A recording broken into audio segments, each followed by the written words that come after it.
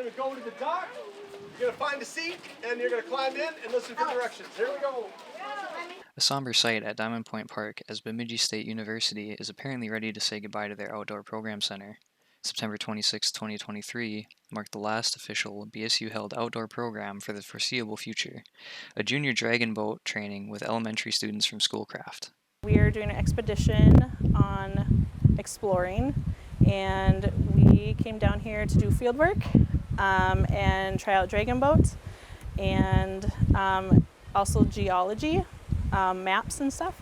So our next group is going to be heading up to the campus, and they're going to sit in on a class and learn a little bit about maps and what different kinds of maps that they're doing. Mark Morrissey, director of the Outdoor Program Center, taught the children safety, teamwork, and the hard part, putting the boat away, this time perhaps, though, for good. We had a beautiful day. That was probably I'd say that was my last official event that we held, was a school group. We had 60 kids from Schoolcraft. It's a charter school, elementary charter school here in town, Schoolcraft Learning Community.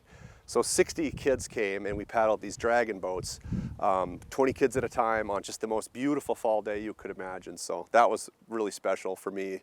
That was a really good event to do that with the kids. I've been involved with this Outdoor Program Center since 1988 when I came here as a freshman. I am putting everything away for the last time from this location. We've been here for about 10 years at Diamond Point. This park was kind of redeveloped, and then this building, this waterfront building here, was purpose-built for BSU to have their outdoor recreation out like waterfront at this site. So we've taught sailing, we've had dragon boats, we've had kid lessons, sailing regattas, paddle boats, kayak lessons for years and years, all the way back to the 80s, at a few different locations along the lake near the campus here. And there doesn't appear to be any future plans to have a waterfront out on the lake. So it's a sad occasion. I've had a lot of people come and visit, and they talk about all the good memories and all the kids that come out here, and just all the great times we've had. So it's the way it is for me too. I've heard from a lot of staff. I've heard from staff from 20 years ago who came here and they said it was the funnest job they ever had, and they'd always come out here and watch the sailboats and teach sailing or teach kayaking. So I've had this long history of alumni who've worked for our program kind of go on and do other interesting things, and a lot of them are checking in again. So that's been rewarding, though the occasion is pretty, it's certainly kind of a melancholy time to put everything away. It's sad enough every year to put the boats away because that means the summer's really over. Now it's really over, and we're putting it all away. I was informed of my position being eliminated last spring I believe in April. And we'd heard rumblings all year about them not wanting to renew the lease. So I started, when I began to understand that they didn't have plans to renew the lease, I told my wife, I'm like, well, if they don't have a location, they might not need a director. So it didn't come as a shock, but it was certainly an unpleasant surprise to learn that they'd cut the position. So that means there will be no director in charge of students supervising them and teaching them skills going forward. So I imagine what you'll see is there's a lot of interest in these outdoor clubs, like there's an outdoor club and there's a rock climbing club that are really eager for kind of direction and mentorship right now. So that's what I'm doing. I'm giving them a lot of my time. I've taught a wilderness first aid class, and I'm teaching rock climbing skills, outdoor rock climbing skills, just working with those student clubs because these are frankly sometimes high-risk activities that need some level of expertise for people to participate in them safely. And that's what I've done for 23 years. We have a really good safety record here.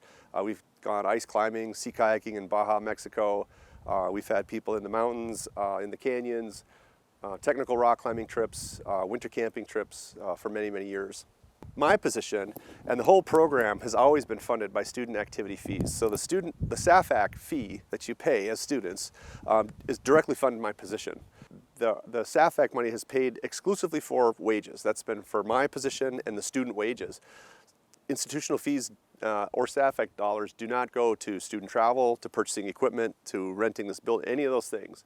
What that means is that's actually a very thrifty program that we've operated for many, many years. We don't have big budgets. We don't order lots of big fancy gear other than with money we earn in our department. So that's just from revenue from the lessons that we teach and that type of thing. So we've been pretty thrifty for a lot of years, and I find it very strange that that's a place to go cut, especially when it's been such rewarding activities for our students in the community and youth programs for all these years. I thought about this when I received that notice. I thought, well, what do I enjoy doing? And that's working with young people. I like working with college-age students because they're very bright and very responsible and just a lot of fun. So what I'm going to do is continue to work with that group. I can work with high schools and universities with camps, or I can do kind of custom training and safety, risk management consulting, where I can just help them if they have a climbing program, if they have a sailing program, if they want to work with, if they want to get wilderness first aid training or become wilderness first responders. That's the type of work I do. So that's what I'm going to freelance a bit. If people have questions, I mean, they should ask the administration. They should ask them, well, you know, going forward, what does that look like? Does that mean it's a club? What are you promising? I read the newspaper. President Hoffman said that we're going to offer activities for students and public. I'll be a tuition-paying parent next semester, so I have questions about what that'll look like, having done this job for 23 years. While the OPC will remain closed indefinitely, Morrissey encourages students to check out the outdoor and climbing clubs. Reporting for KBSU-TV and That Damn Show, I'm Trevor Lepinen.